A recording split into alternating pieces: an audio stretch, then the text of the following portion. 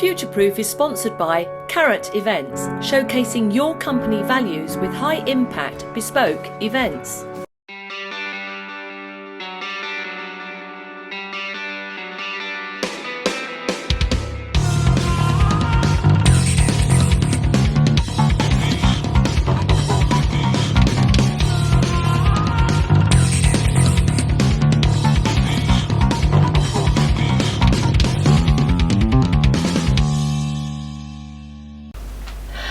Hello and welcome to this, the final episode in Series 3 of Futureproof.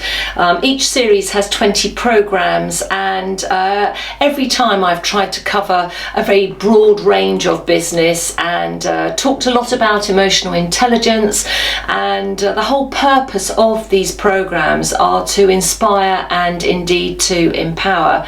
And this very last program I'm filming actually as we are all in lockdown, and I think today's date is the 23rd of April, and so we aren't out of the woods at all. There's a huge uncertainty about education, and it was actually out on my walk yesterday when I bumped into somebody that I knew from the educational world, quite, if you like, high up, so kind of knowledgeable. And we were talking about when we think the schools will go back. And it was in that conversation that I have actually already decided what Series 4 of Futureproof is going to look like. I phoned Angie, one of the directors at Latest Television, this morning, and I proposed the idea, and she has said yes to it. So the whole of Series 4 of Futureproof, and this is all about future-proofing, I'm going to just be focusing on education and students, and it will involve parents by way of hopefully maybe endorsing, maybe hopefully empowering them, and just to look at life skills, the importance of emotional intelligence and how it can help all of us. The more in my belief system says, the greater level of emotionally intelligent thinking that we all have as human beings actually empowers us to have a better life, and also, you know, whatever your currency is, it determines also the level of success that you have. And my currency is, I think, more around emotional intelligence and communication skills and understanding.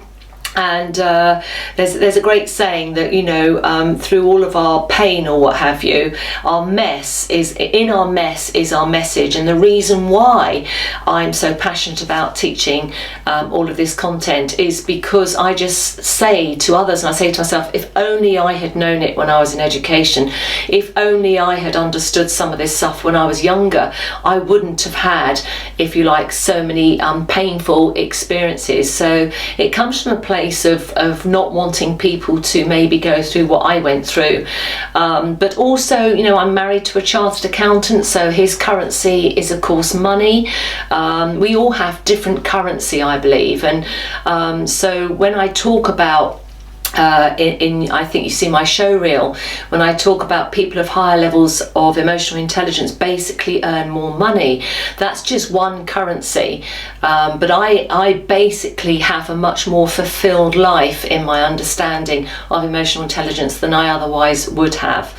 And so this last program is dedicated to education, but it's also, more than anything, really setting up for the next series, where I will be using, I'm not going to do it now, but I could show you the book.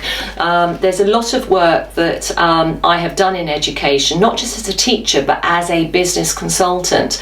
And one of the things that we have done, and this is actually Mind Shop Intellectual Property, and it's a book that every student has when we go in, and it was the year 10s that I've worked with, and we would give them a project. And I want to, just going into the break, I'm going to tell you what happened when our daughter attended one of these. It was a week's training, and it's all obviously tied up and supporting education with work experience. And I'll take you through the whole process and also some of the pain points, but also I'll share the story as to what happened when Catherine, our daughter, was on the project with some schoolmates, and what I'll talk to you about the project they were given and the outcomes as well.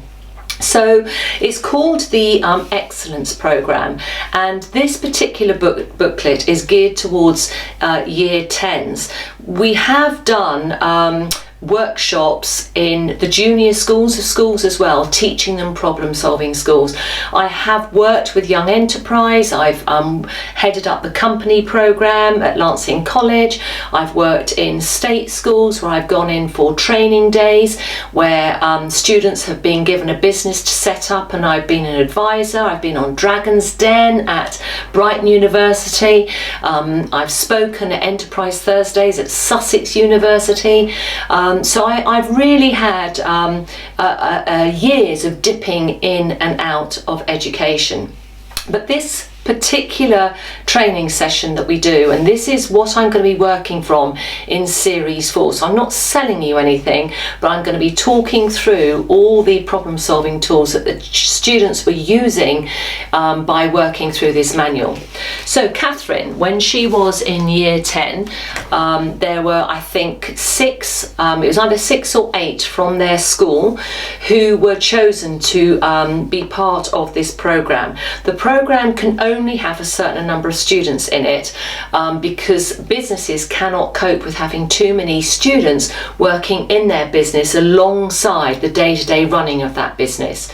So the principle of the program is those students are immersed in a business for a week. On the first day, they are, probably by the managing director, given a business problem. So there is a bit of training that Paul and I would go in and do, or we've done it separately on that Monday morning. And then at the end of the Monday, before everybody went home, the managing director or one of the directors would come in and give the students a problem. And the problem that Catherine's team were given were that everything that seemed to leave the yard, the breakage of items that were leaving the yard were far too high. So they had many returns, and so therefore the business was overwhelmed with waste.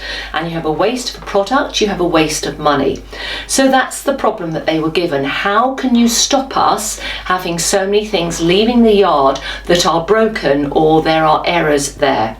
So the students have to be given access to all the information they need to solve the problem, and then we teach them problem solving tools. And so they use those tools to have conversations with other staff, to go and look at the data that they have access to, so they can find out where the problems lie. And the great thing about young minds is they don't rationalize answers away. As we get older, we can often think of a solution and then very quickly write it off and say, oh no, that's not possible, or oh no, they wouldn't do that, or oh no, we can't afford that. Or where students don't, they don't even go there. So to them, that is part of their solution. So what they did was interview different members of staff. They had great fun whilst they were doing it, but they also had a look at the order book. And so as part of their investigation to try and reduce the breakages of things that were leaving the yard, they also at the same time had a look at what was being ordered. And I think they almost had an overview of a year's order book.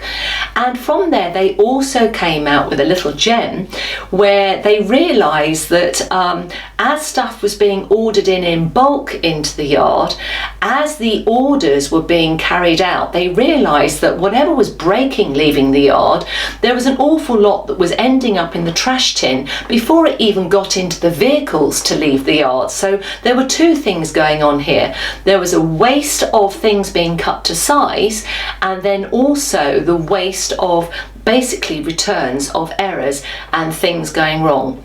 And in the second half, I'm going to say a little bit more about how they then went on to make a presentation, a PowerPoint presentation, back to the board on the 5th day. But also they had an awful lot of fun cooking a chicken that exploded in an oven, and I'll tell you more about that in just a moment. So do stay with me and I'll see you in just a minute.